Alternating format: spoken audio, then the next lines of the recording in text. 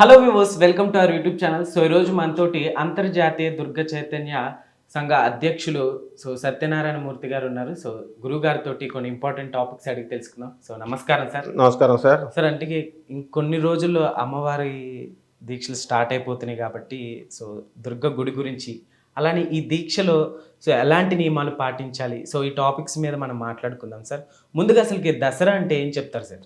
దసరా అంటే చెడుపై మంచి జరిగినటువంటి మంచి సాధించినటువంటి విజయాన్ని దసరా అంటారు. ఓకే. అలాగే దశహర అంటే దశ అంటే 10, హర అంటే హరించడం. అంటే 10 తలకాయలు కలిగినటువంటి రావణాసురుణ్ణి శ్రీరామచంద్ర ప్రభువు చంపేశాడు. ఓకే. ఈ విజయదశమి రోజునే చంపేశాడు. ఈ విజయదశమి రోజు అందువలన మనకి దశకంఠుడిని చంపేశాం కాబట్టి ఆ దసరా రోజున రావణాసురుడు బొమ్మను మనం తయారు చేస్తాం. 10 తలకాయలు ఉన్న బొమ్మను తయారు చేసి దాన్ని కాల్చేస్తాం. అంటే ఈ రావణాసురుడు అంటే ఎవరో కాదు, మనమే. మనలో 10 రకాలైన ఆలోచనలు వస్తాయి. 10 తలకాయలు అంటే ఒకటేమో ఇలా చేద్దాం, ఒకటి మంచి చేద్దాం, ఒకటి చెడు చేద్దాం, వీడు ఒకటేమో వాడిని మోసం చేద్దాం, వీడిని ఈ అమ్మాయిని లవ్ చేద్దాం, ఇలా 10 రకాల ఆలోచనలు వస్తాయి.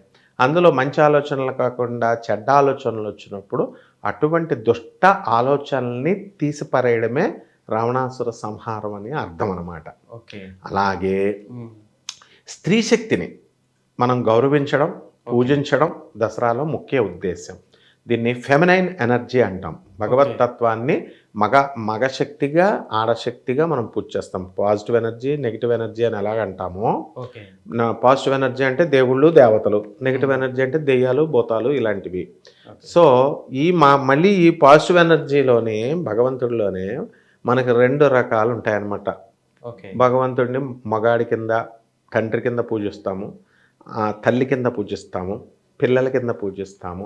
ఇలా రకరకాలుగా మనం దేవుని పూజ చేసుకుంటాం.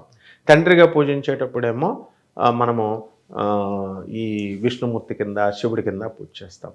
అమ్మ కింద పూజ చేసినప్పుడు దుర్గమ్మ ఇలా చేస్తాం. పిల్లల కింద పూజ చేసినప్పుడు అయ్యప్ప, వినాయకుడు, కుమారస్వామిని చేస్తాం. ఒకటి అమ్మని అంటే మొట్టమొదటి దీనిలో ఉద్దేశం ఏంటంటే, ఇంట్లో భార్యలను బాధేస్తూ ఉంటారు, తిడుతూ ఉంటారు తాగేసి చాలామంది, తర్వాత అవమానిస్తూ ఉంటారు. ఆ అమ్మాయి వాళ్ళ తల్లిదండ్రులను చూడకుండా, వాళ్ళ తమ్ముళ్ళని చూడకుండా, ఈ మగవాడు మా నాన్నే మా అమ్మనే చూడు అని ఇలా అంటూ ఉంటారు కదా. ఇవన్నీ కూడా ఆ స్త్రీ పాపం మౌనంగా భరిస్తూ ఉంటుంది. భర్తను ఎదిరించలేక తన్నులు తింటూ ఉంటుంది. అప్పుడు ఏమవుతుంది, ఆ స్త్రీ ఏదో ఒక రోజున తిరగబడిపోద్ది. పిల్లిని రూమ్లో వేసి కొట్టేస్తుంటే ఏమవుద్ది, పులైపోద్ది కదా. అదేవిధంగా మహిషాసురుడు అనే రాక్షసుడు ఏం చేశాడంటే దుర్గాదేవిని అవమానించాడు. శుంభుడు నేను పెళ్లి చేసుకుంటానని వేధించాడు. వాడు ఒక వరాలు కోరుకున్నారు వీళ్ళంతా కూడా. ఎవరెవరు?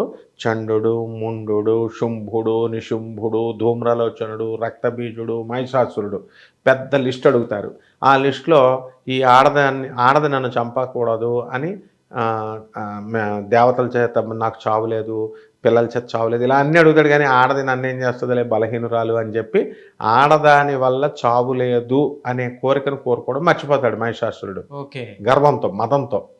అప్పుడు అందరి మీదకి వెళ్ళిపోయి యుద్ధాలు చేసేస్తున్నాడు. దేవతలను ఓడించేశాడు. ఇంద్రుడు పారిపోయాడు. విష్ణుమూర్తి, బ్రహ్మ, మహేశ్వరుడు వాళ్ళ దగ్గరికి వెళ్తే వాళ్ళు పెద్ద దేవుళ్ళు కాబట్టి వాళ్ళు అక్కడే ఉంటారు. ఆ వెధవలకు కనబడరు అనమాట. విష్ణుమూర్తి ఇలాగే ఉంటాడు వైకుంఠంలో, కానీ అంతర్లీనం అయిపోతాడు. అంతర్హితుడు అవుతారంటారు. అంతర్లీనంగా ఉంటాడు, దుష్టులకు కనబడ్డు. వాడేమనుకుంటాడు, మహిషాసురుడు నన్ను చూసి విష్ణుమూర్తి పారిపోయాడు, శివుడు పారిపోయాడు, బ్రహ్మ పారిపోయాడు అనుకుంటాడు. చిన్న దేవతలు ఇంద్రుడు, వరుణుడు, యముడు వీళ్ళంతా పారిపోతారు కదా, అలా అనుకున్నాడు. నవగ్రహాలు పారిపోతారు. సరే, అప్పుడు దేవతలందరూ ఒకరోజు ఏం చేస్తారంటే వీళ్ళంతా తమ శక్తులందరినీ దారబోసేస్తారు.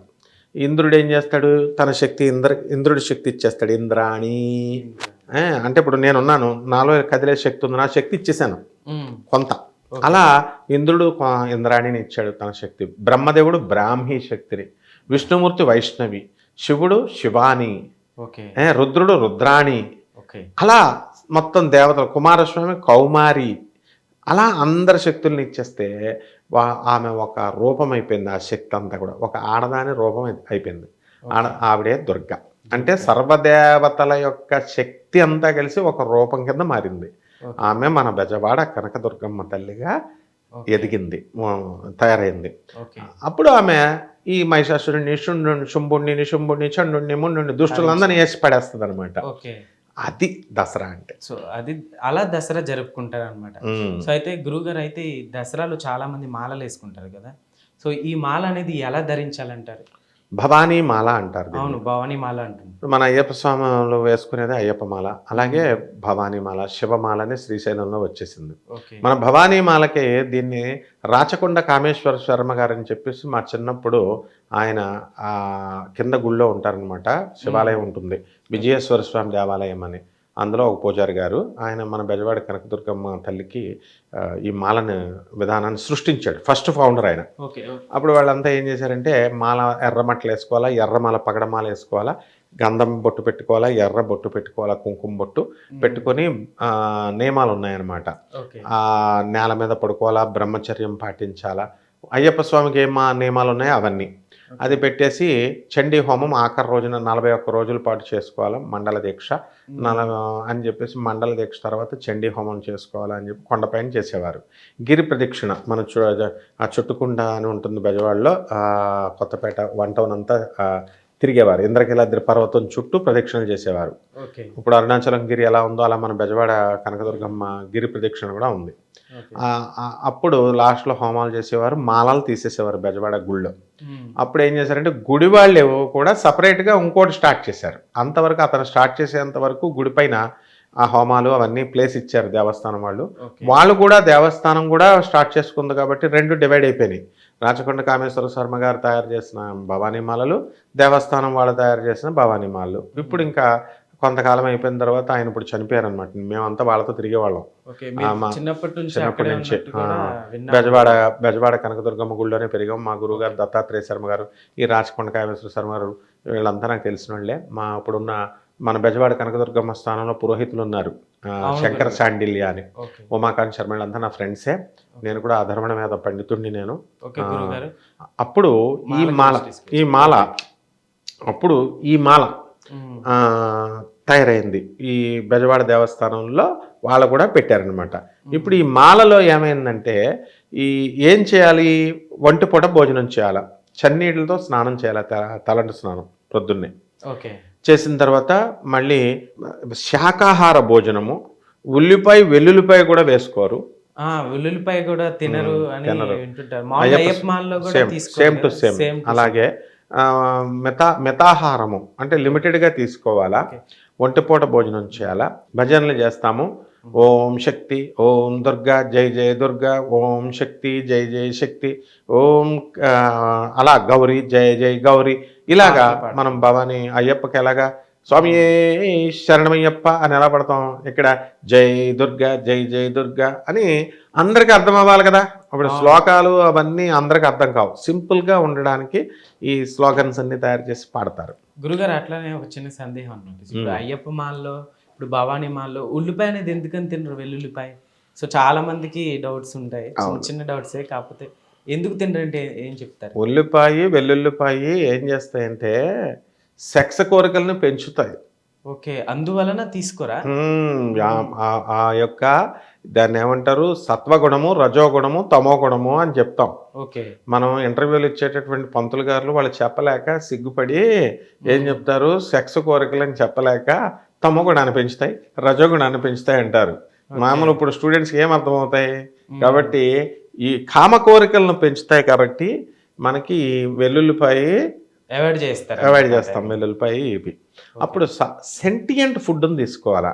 అంటే సెంటియంట్ అంటే ఏంటి, సాధు లక్షణాల ఫుడ్. మేకలు తింటాయి చూడు, నోరు లేని మేకలు, ఆవులు తింటాయి గడ్డి, ఆకులు, అలా మనం ఆకుకూరలు తినాలి. తర్వాత చక్కగా కూరగాయలు తినాలి.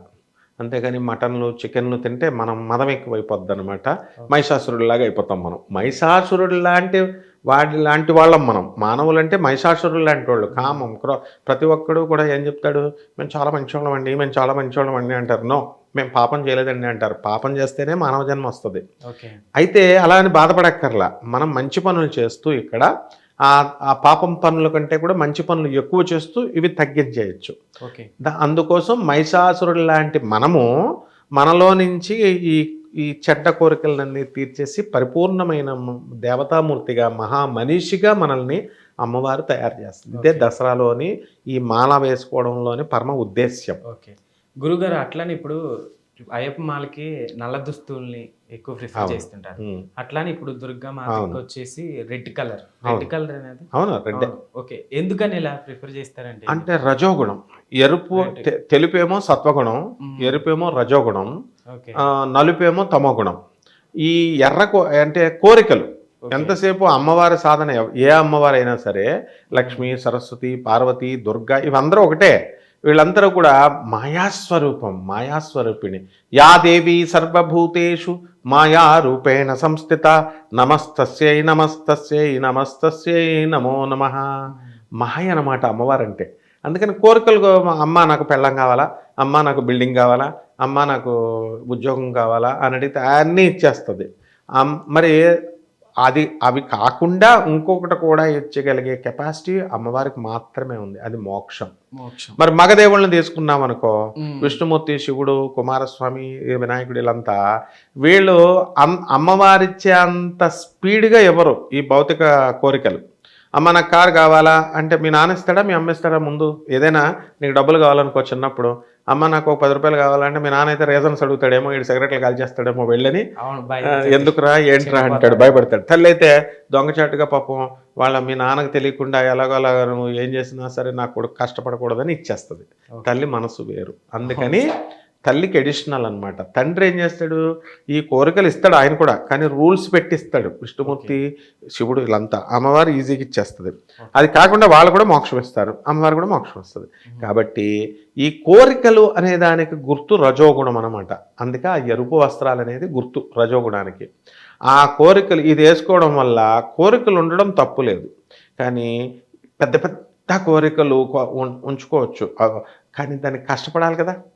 ఇప్పుడు నేను గోల్డ్ మెడలిస్ట్ అవ్వాలా యూనివర్సిటీలో, నేను యూనివర్సిటీ ప్రొఫెసర్ని, యూనివర్సిటీలో గోల్డ్ మెడల్ కావాలనుకుంటాడు ఒక స్టూడెంట్. మంచిదే, దానికి తగ్గట్టు చదవాలి కదా. 8 గంటల దాకా దుప్పటి కప్పుకొని పడుకుంటే ఎలా వస్తుంది? అలా అనమాట. అందుకని కోరికల్ని చక్కగా మనము డే డ్రీమింగ్ కాకుండా, పగటి కళలు కనకుండా హార్డ్ వర్క్ చేయాలి. దురాశ ఉండకూడదు, ఎక్కువ అనవసరమైన కోరికలు ఉండకూడదు. ఒక పెళ్ళం చాలుగా, ఇద్దరు ఎందుకు కోరుకోవాలి? ఒక కారు చాలుగా, 2 అని అడుగుతారు వీళ్ళు. ఒక బిల్డింగ్ చాలుగా, 2 అని అడుగుతారు. మరి జనం 3 4 మన తరం వరకు చాలు కదా. మన పిల్లలు, మన మనవాళ్ళు, అలా ఒక 10 తరాలకు సంబంధించి అన్యాయాలు చేసేసి సంపాదిస్తే మనకి పాపాలే వస్తాయి. అటువంటి దురాశలు వద్దు నాయన అని చెప్పడం కోసం, ఇదంతా రజోగుణం వల్ల వస్తుంది. అది పోగొట్టడం కోసం ఎర్రని వస్త్రాలు వేస్తామన్నమాట. అదే అయ్యప్ప మాలలో ఏంటంటే తమోగుణం, మూర్ఖత్వం. ఎవడు చెప్పింది ఎండో, అజ్ఞానం. అలా అజ్ఞానంలో ఉండకూడదని ఆయన అజ్ఞాన తిమిరాంధస్య జ్ఞానాంజనశలాకయ చక్షురిన్మీలితం యేన తస్మై శ్రీ గురవే నమః. అజ్ఞానం వద్దు నాయన అని అజ్ఞానాన్ని తీసేయడానికి అయ్యప్ప స్వామి జగద్గురువుల రూపంలో వచ్చి మన యొక్క అజ్ఞానాన్ని తీసి జ్ఞానాన్ని అందిస్తాడు. అదనమాట. అంటే ఎలా ఉంటుందో చెప్తాను. ఇప్పుడు చిన్న పిల్ల ఉంటుంది, 6 months బేబీకి 5 story బిల్డింగ్ పైన పెట్టావు నువ్వు. దానికి ఏం తెలుసు? ఆ మెట్ల మీద నుంచి పైనుంచి చూస్తూ దూకేస్తుంది. అది అజ్ఞానం అంటారు దాన్ని. పాపం దూకేస్తే కాళ్ళు ఇరిగిపోతే చచ్చిపోతాం అని తెలియదు. మనం కూడా అంతే. ఈ ప్రపంచంలో మనం ఏమనుకుంటాం, మనకు అంతా తెలుసు, జ్ఞానం అంతా తెలుసు అనుకుంటాం. ఏమీ తెలియదు మనకి. అందుకని ఈ అజ్ఞానంలో ఉన్నాం. ఆ అజ్ఞానం పోగొట్టడానికి ఎవరు రావాలి అంటే జగద్గురువు రావాలి. ఆ జగద్గురు ఎవరు?